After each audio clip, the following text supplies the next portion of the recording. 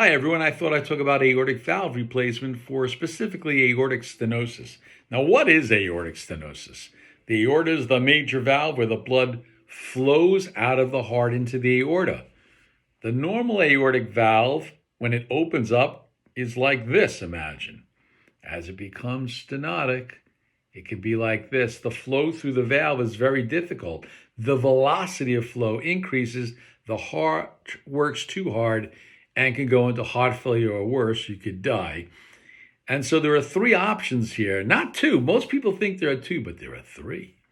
You can have a traditional surgical or SAVR aortic valve replacement, where the surgeons cut your chest open, get into that heart, cut the bad valve away, and put a new valve in. That valve can be a biological valve made of tissue or a mechanical valve made of metal.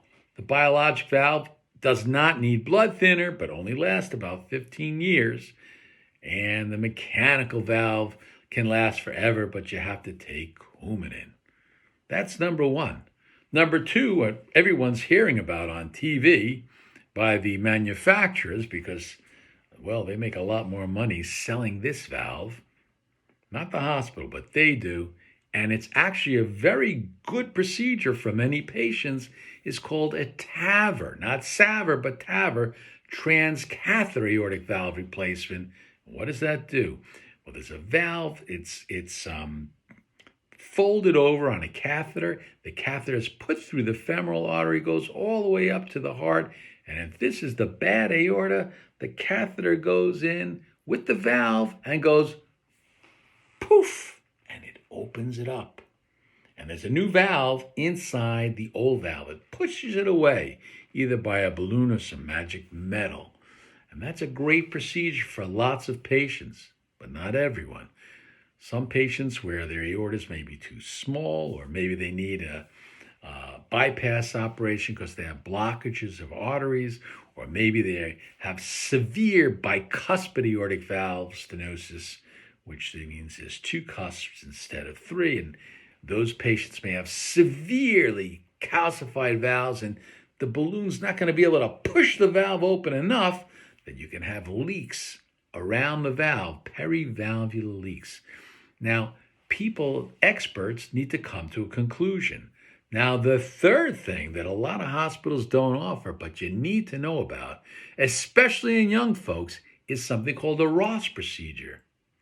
That's the operation again, but what the doctor does, the super specialist, he takes your pulmonic valve, which looks just like the aortic valve, the normal pulmonic valve, he cuts it out, he puts it in the old aortic valve position. What happens to the pulmonic valve? He puts a biologic valve in the pulmonic position. Now, why does that work? Because the pulmonary artery has much less pressure, and the flow is not as severe. And so those valves, even if they're man-made, can last a long, long time. And now the patient's got his old pulmonic valve in the aortic position, and these things can last 25 or more years.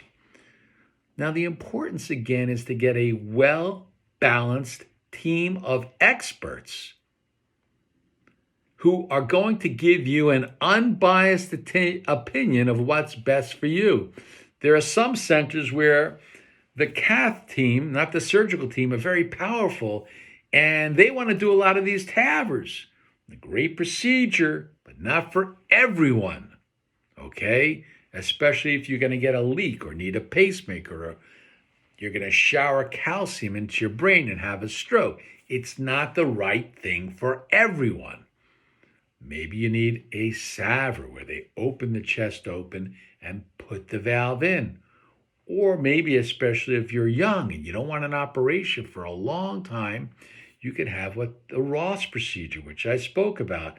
Now, there aren't a lot of programs that offer all three, but my suggestion again is don't use that word convenience, dirty word in medicine. Take the trip. Find out a center that offers all three possible procedures, where the surgeons and the cath people have to sit down and get together and make the best decision for you.